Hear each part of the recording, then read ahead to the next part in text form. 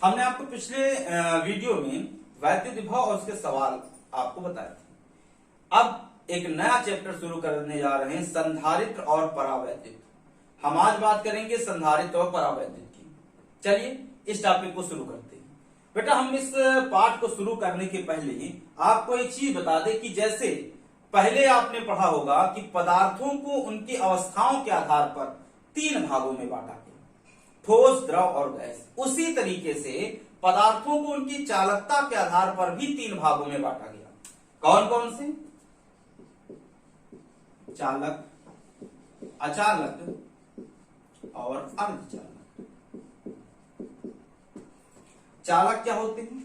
वे पदार्थ जिनमें धारा सुगमता पूर्वक प्रवाहित हो जाती है, उन पदार्थों को चालक कहते हैं। अचालक क्या होते हैं? जिनमें धारा प्रवाहित नहीं होती है, उन्हें अचालक कहते हैं। अर्धचालक क्या होते हैं? जो सामान्य ताप पर शुद्ध अचालक की भांति व्यवहार करते हैं और उच्च ताप पर शुद्ध चालक की भांति व्यवहार करते हैं, उन्हें अर्धचालक कहते हैं। या हम ये कह सकते हैं जो चालक और अचालक के बीच की कड़ी होती है, उसे हम अर्धचालक कहते हैं। दो सर्वविदित अर्धचालक आपको मालूम है, जर्मेनियम और सिलिकॉन। फिलहाल तो हमें इसकी बात नहीं करनी है, ये जब आपको ट्रांजिस्टर हम पढ़ाएंगे तब की बात होगी। अचालक की बात हम कर रहे हैं, यानी जिसमें आवेश सुगमता पूर्वक प्रवाहित नहीं होते उन्हें अचालक कहते हैं, और जिनमें आवेश सुगमता पूर्वक प्रवाहित हो जाते हैं उन्हें चालक कहते हैं। अब आवेश सुगमता पूर्वक प्रवाहित होते हैं नहीं होते, कैसे होता है? हमें मालूम है कि इस ब्रह्मांड में जो भी चीज बनी है वो परमाणु से मिलकर के बनी है, और परमाणु के तीन मुख्य कण हैं, इलेक्ट्रॉन, प्रोटॉन और न्यूट्रॉन। प्रोटॉन और न्यूट्रॉन नाभिक में रहते हैं और इलेक्ट्रॉन नाभिक के चारों ओर चक्कर लगाता है, लेकिन इलेक्ट्रॉन केवल एक ही कक्षा में चक्कर नहीं लगाता। सर नील्स बोर ने बताया था कि इलेक्ट्रॉन विभिन्न कक्षाओं में चक्कर लगाते हैं, जिनमें इनका कोणीय संवेग h/2π के पूर्ण गुणज में हो। अब यहां पर इलेक्ट्रॉन कई कक्षाओं में चक्कर लगा रहे हैं। जब बेटा कई कक्षाओं में चक्कर लगा रहे हैं तो सबसे बाहरी कक्षा में जो इलेक्ट्रॉन होगा वो इस नाभिक से बहुत कम आकर्षण बल से बंधा होगा, और इस इलेक्ट्रॉन के कारण ही ये अपना आदान प्रदान करके अपने अष्टक को पूरा करता है, जिसकी वजह से उसको संयोजी इलेक्ट्रॉन भी बोलते हैं। अब ये सामान्य ताप पर अपनी कक्षा में अनियमित रूप से गति करता है। जैसे इसमें वैद्युत क्षेत्र दिया जाता है तो इसकी दिशा निर्धारित हो जाती है। जब दिशा निर्धारित हो जाती है तो ये उस वैद्युत क्षेत्र की दिशा में गति करने लगता है और परिपथ में धारा को प्रवाहित करता है। लेकिन जब सामान्य ताप पर ये क्या है, अगर थोड़ी सी इसको ऊर्जा मिल गई तो ये अपनी कक्षा को छोड़ने का प्रयास करता है, इसीलिए इसको बोला जाता है फ्री इलेक्ट्रॉन, यानी कि मुक्त इलेक्ट्रॉन। और यही इलेक्ट्रॉन परिपथ में क्या है, धारा को प्रवाहित करता है। ये जो प्रोटॉन है ये तो सुप्त अवस्था में बैठा होता है, ये धारा प्रवाहित करने का कार्य नहीं करता है। जब इलेक्ट्रॉन इससे निकल गए तो यहां प्रोटॉन की अधिकता हो गई, इसकी बहुमत हो गई, तो जिसकी बहुमत उसका सरकार। तो जब इसका बहुमत हो गया तो यहां बोला जाता है कि ये धनावेश है। अगर इलेक्ट्रॉन इसने ले लिया तो ये क्या है, ऋणावेश है। तो यहां पर जो भी धातु होगा जिसमें धारा सुगमता पूर्वक प्रवाहित होगी, उसमें इस इलेक्ट्रॉन की संख्या ज्यादा होगी। जब इस इलेक्ट्रॉन यानी संयोजी इलेक्ट्रॉन की संख्या ज्यादा होगी तो वही परिपथ में धारा का काम करता है, धारा प्रवाहित करने का काम करता है। अगर अचालक है तो इसकी बाहरी कक्षा में 4 या 4 से अधिक इलेक्ट्रॉन होगा। जब 4 या 4 से अधिक इलेक्ट्रॉन होगा तो जाहिर सी बात है या तो ये साझा करेगा या तो इलेक्ट्रॉन को लेगा। जब इसके पास ऑलरेडी इलेक्ट्रॉन की कमी है तो धारा कहां से प्रवाहित कर देगा, तब तो ये धारा प्रवाहित करने का कार्य ही नहीं करेगा, इसीलिए इसे अचालक कहते हैं। ये तो फिलहाल कैसे धारा प्रवाहित होती है उसकी बात की जा रही थी। ठीक, चालक अचालक आपको समझ में आ गया होगा कि चालक क्या है, जिसमें धारा सुगमता पूर्वक प्रवाहित हो जाती है उसे चालक कहते हैं, जिसमें धारा सुगमता पूर्वक प्रवाहित नहीं होती उसे अचालक कहते हैं। धारा किस तरीके से प्रवाहित होती है वो हमने आपको इस तरीके से बता दिया कि इलेक्ट्रॉन बाहरी कक्षा में जो होता है वो बहुत कम आकर्षण बल से जब बंधा होगा तो थोड़ी सी वैद्युत क्षेत्र या थोड़ी सी ऊर्जा देने पर यह अपनी कक्षा को छोड़ देता है। जब अपनी कक्षा को छोड़ देगा तो इसीलिए इसको मुक्त इलेक्ट्रॉन कहते हैं, और यही परिपथ में धारा प्रवाहित करने का कार्य करता है। चलिए अपना अगला टॉपिक देखते हैं, संधारित्र में वैद्युत धारिता। वैद्युत धारिता कैपेसिटेंस क्या होता है? बेटा आपको मालूम होगा कि आप लोग दूध लेने आते हो, तेल लेने आते हो, यानी लिक्विड चीज जो लेने आते हो। अगर आपको 1 लीटर का पात्र दे दिया जाए तो उसमें 1 ही लीटर तो दूध या तेल आएगा, 2 लीटर तो आएगा नहीं। यानी उसकी धारता, उसमें धारण करने की जो क्षमता है वो 1 लीटर है। किसी भी वस्तु में धारण करने की क्षमता को ही धारता कहते हैं। लेकिन बेटा यहाँ पे हम जो बात कर रहे हैं आवेश की कर रहे हैं, तो आवेश की धारता हम बात करेंगे, इसलिए यहाँ पर आवेश की हम बात आपसे करने जा रहे हैं। तो धारता क्या है देखते हैं।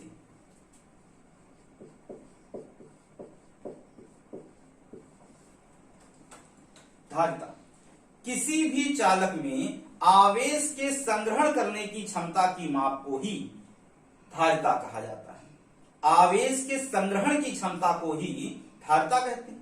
अब मान लीजिए किसी चालक तार में हमने चालक तार बोल गए, चालक तार नहीं, विलगत गोली चालक या चालक की बात करेंगे। मान लिया कि कोई चालक है, उसमें हमने क्यू आवेश दिया। जब क्यू आवेश दिया तो उसमें भी विभव बढ़ गया। अब फिर इसमें आवेश दिया, फिर विभव बढ़ जाएगा, फिर आवेश दिया, फिर विभव बढ़ जाएगा। क्यों बढ़ जाएगा? आपको वैद्युत विभव वाले सूत्र में हमने बताया है 1/4πε0 Q/R। बेटा Q बढ़ेगा, V बढ़ेगा। सिंपल सी बात है, V is proportional to Q या Q is proportional to V। जैसे जैसे मैंने आवेश बढ़ाया वैसे वैसे इसके विभव में परिवर्तन होगा, विभव में वृद्धि होगी। तो Q इज प्रोपोर्शनल टू बेटा V हो गया। किस सूत्र से? इस सूत्र से। अब बेटा जब प्रोपोर्शनल हटाओगे तो कांस्टेंट लगा दिया, वो है C, जिसको हम लोग क्या है वैद्युत धारिता बोलते हैं। इसे समानुपाती नियतांक भी बोला जाता है। C बराबर Q/V। इससे आपकी वैद्युत धारिता की परिभाषा हमको प्राप्त होगी और इसका मात्रक फैराड होता है। वैद्युत धारिता की परिभाषा क्या है? किसी चालक में दिए गए आवेश और उस चालक में होने वाले विभव की वृद्धि के अनुपात को ही वैद्युत धारिता कहते हैं। किसी चालक में दिए गए आवेश और उस चालक में उत्पन्न विभव या उस चालक में होने वाले विभव की वृद्धि के अनुपात को ही वैद्युत धारिता C कहा जाता है। C बराबर Q/V। अब बेटा ये तो फिलहाल बात हो गई वैद्युत धारिता की, इसका मात्रक मैंने आपको बता दिया है। अब अगला टॉपिक हमारा है विलगत गोली चालक की धारिता।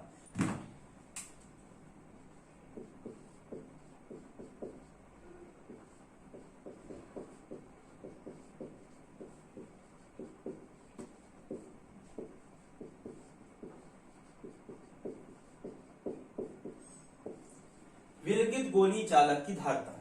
मान लिया बेटा कि कोई ये गोली चालक है। इस गोली चालक की त्रिज्या स्मॉल a है और इसमें Q आवेश दिया गया। जब किसी भी गोली चालक को Q आवेश दिया जाएगा तो वो आवेश सदैव इसके पृष्ठ पर आकर के एकत्रित होता है, ये हमने आपको बताया। जब बेटा इसके पृष्ठ पर आकर के एकत्रित होगा तो हमने मान लिया कि ये जो Q आवेश है वो उसके केंद्र पर दिया गया है। कहां दिया गया है? केंद्र पर। जब केंद्र पर दिया गया है तो इसके पृष्ठ पर विभव V हो जाएगा 1/4πε0 Q/A। अगर बेटा ये किसी डाइलेक्ट्रिक मीडियम में है तो उस पोजीशन में ε0 K लिख दीजिएगा। ठीक है, हम फिलहाल ये मान ले रहे हैं कि ये निर्वात में रखा है, तो वहां पर V बराबर 1/4πε0 Q/A। Equation first. वैद्युत धारिता C बराबर Q/V होता है बेटा। V का मान समीकरण 1 से रखने पर तो C बराबर बेटा Q/4πε0 A हो गया। जब ये ε0 A हो गया बेटा तो अंत राशियों का गुणा होता है मध्य राशियों का, तो Q से Q कट गया, ये हो गया 4πε0 A। विलगत गोली चालक की धारिता का ये सूत्र हो गया। अगर किसी डाइलेक्ट्रिक मीडियम में है तो C बराबर 4πε0 K इंटू में A। कोई दिक्कत? बहुत कठिन नहीं है। कहीं समस्या हो तो कमेंट बॉक्स में लिख के जरूर बताइएगा। अभी भी बेटा हमारा ये चैनल बहुत लोगों ने सब्सक्राइब नहीं किया है। हम आपसे रिक्वेस्ट करते हैं कि हमारे इस चैनल को सब्सक्राइब kariye और हमारा ये वीडियो पूरा देखिए, जिससे कि बहुत ही महत्वपूर्ण चीज आपसे मिस ना हो। चलिए अपना अगला टॉपिक देखते हैं। बेटा मान लिया कि कोई दो चालक हैं जिन पर Q1 और Q2 आवेश दिया गया है। इनकी धारिता C1 है और दूसरे की C2 है और इनका विभव V1 और V2 है। इस चालक में Q1 आवेश दिया गया तो इसमें विभव V1 उत्पन्न हुआ और इसकी धारिता C1 है। इसमें Q2 आवेश दिया गया तो विभव V2 हुआ और इसकी धारिता C2। अब बेटा इस चालक चालक को अगर हम किसी चालक तार से जोड़ दें इस तरीके से, तो इनका विभव समान हो जाएगा, वो विभव हमको ज्ञात करना, यानी कि उभयनिष्ठ विभव हमको चाहिए।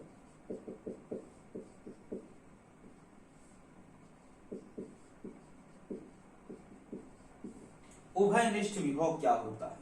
उभयनिष्ठ विभव V बराबर कुल आवेश बटे में कुल धारिता। कुल आवेश Q1 प्लस Q2 बटे में C1 प्लस C2। बेटा Q1 बराबर C1V1, Q2 बराबर C2V2। हम जरा यहाँ पे रख दे तो V बराबर C1V1 प्लस C2V2 बटे में C1 प्लस C2। हमने Q1 और Q2 की वैल्यू यहाँ रख दी तो V बराबर C1V1 प्लस C2V2 बटे में C1 प्लस C2। ये उभयनिष्ठ विभव हो गया जब इसको हम चालक तार से जोड़ दिए। ठीक, अब बेटा जाहिर सी बात है, अगर इसका विभव जाता है, इसका विभव कम है, तो यहां से आवेश यहां तक तब तक जाएगा जब तक कि ये विभव दोनों के बराबर ना हो जाए। अब यहां से आवेश इधर जा रहा है तो यहां पर आवेश का मान कम होगा और यहां पर आवेश का मान बढ़ेगा। तो यहां से जब Q1 आवेश यहां से ट्रांसफर हुआ तो यहां पर बात लीजिए, अब V विभव आया और ये V विभव इसमें Q1 डैश आवेश को बता रहा है। तो कितना आवेश स्थानांतरित हुआ वो हमें स्थानांतरित आवेश की मात्रा की गणना करनी है। चलिए देखते। हम बेटा इस सूत्र को यहां लिखे ले रहे हैं क्योंकि इसकी आगे जरूरत पड़ेगी।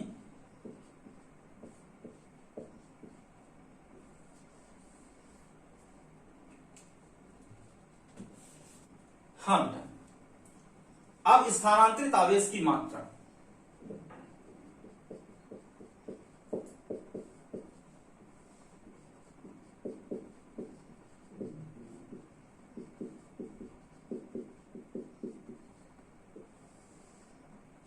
स्थानांतरित आवेश की मात्रा, मान लीजिए इसका विभव ज्यादा है, इसका विभव कम है, यहां से आवेश यहां पर ट्रांसफर हो रहा और तब तक ट्रांसफर हो रहा है जब तक कि इसका विभव बराबर ना हो जाए। तो मान लिया कि यहां से जो आवेश यहां पर गया तो यहां पर आवेश बचा Q1 डैश। बेटा Q1 था, Q1 डैश बचा, तो बेटा स्थानांतरित आवेश की मात्रा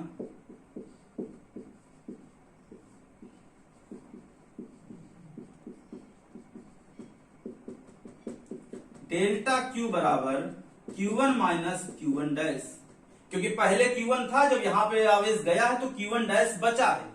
तो इस पोजीशन पे डेल्टा Q बराबर Q1 का मान बेटा C1V1 रख सकते हैं, क्योंकि पहले इसकी धारिता C1 थी, विभव V1 था, तो Q1 बराबर C1V1 माइनस में Q1 डैश का हमने C1V लिख दिया, क्योंकि जब बेटा यहां से आवेश इधर गया तो अंत में इन दोनों का विभव बराबर होगा, यानी उभयनिष्ठ विभव हो जाएगा।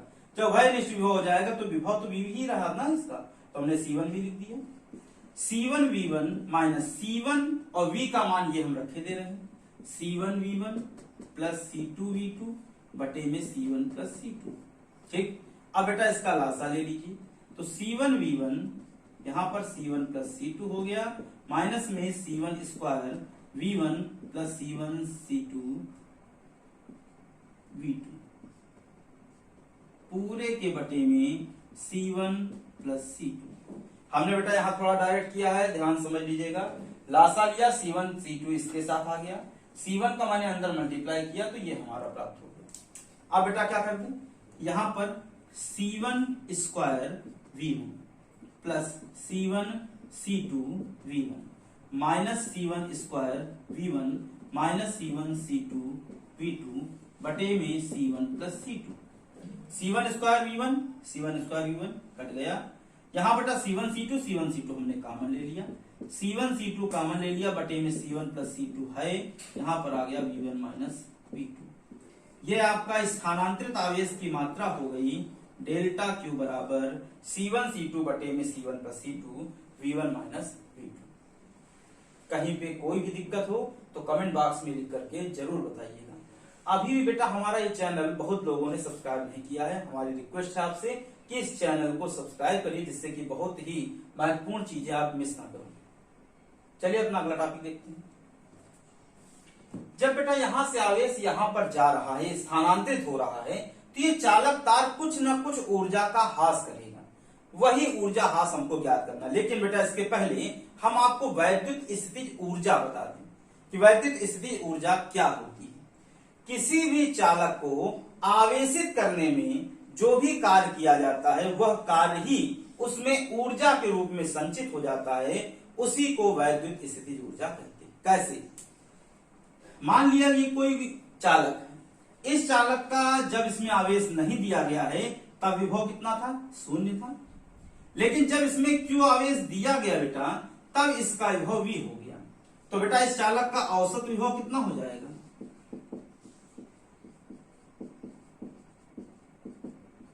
0 प्लस V अपान में 2 हो जाएगा, यानी V/2 हो जाएगा। हमको मालूम है ऊर्जा,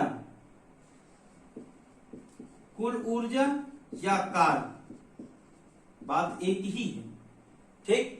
कार्य बराबर होता है विभव, या हम यहां पर लिख सकते हैं औसत विभव।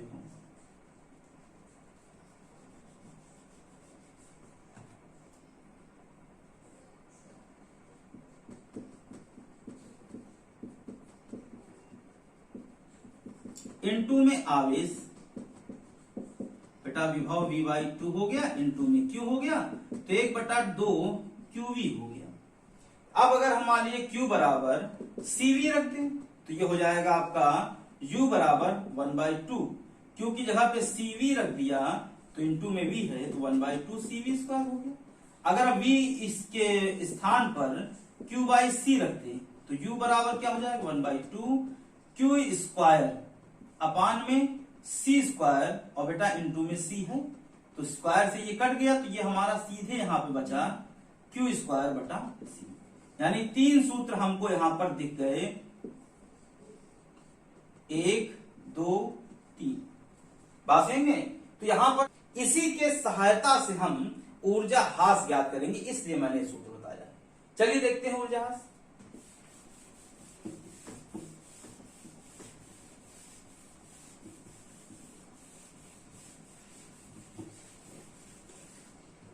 हमने अभी आपसे कहा कि जब यहां से आवेश इधर जा रहा है तो इस चालक तार द्वारा कुछ ना कुछ ऊर्जा का ह्रास होगा, कुछ ना कुछ ऊर्जा व्यय होगी। वो ऊर्जा कितनी है उसकी मात्रा ज्ञात करनी है।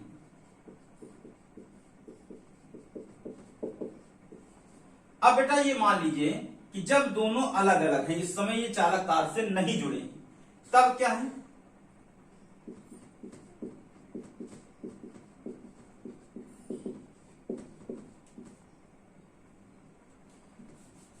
अलग अलग पहले ऊर्जा लिख ली जाए।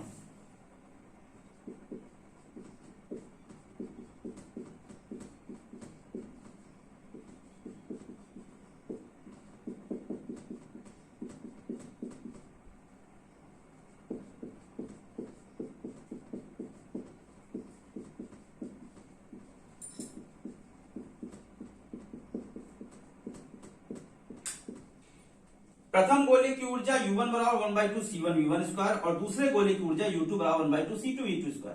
दोनों गोलों की कुल ऊर्जा, दोनों गोलों की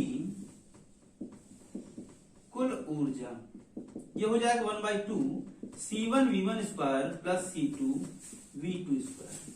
ठीक है। अब जब इसको चालक तार से जोड़ दिया तब इसकी धारता C1 प्लस C2 हो गई, विभव V हो जाएगा। उस पोजीशन में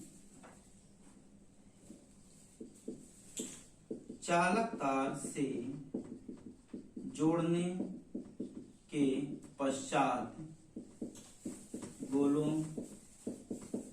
की संयुक्त ऊर्जा ये हो जाएगा 1/2 C1 प्लस C2 इनटू में V²। बेटा पहले ऊर्जा ये थी समीकरण नंबर 1, बाद में ऊर्जा ये हुई। जाहिर सी बात है ये ऊर्जा इस ऊर्जा से ज्यादा होगी, तो इस ऊर्जा में इस ऊर्जा को हम घटा दे, ऊर्जा ह्रास निकल आएगा। तो ऊर्जा ह्रास बराबर U1, इसको बेटा हमने ये मान लिया पहले ऊर्जा 1/2 C1 V1² plus C2 V2², बाद में ऊर्जा 1/2 C1 प्लस C2 इनटू में V²। हमने इसको घटा दिया। अब क्या करो बेटा, V² की वैल्यू रखो, 1/2 C1 V1² plus 1/2 C2 V2² minus में 1/2 C1 प्लस C2 और v का मान बेटा यहां से रख दे, C1 V1 plus C2 V2 बटे में C1 प्लस C2 इसका होल स्क्वायर बेटा। ठीक है, इतने में कहीं कोई दिक्कत? अब बेटा देखो यहां पर इसको हम डेल्टा यू लिखे दे रहे हैं।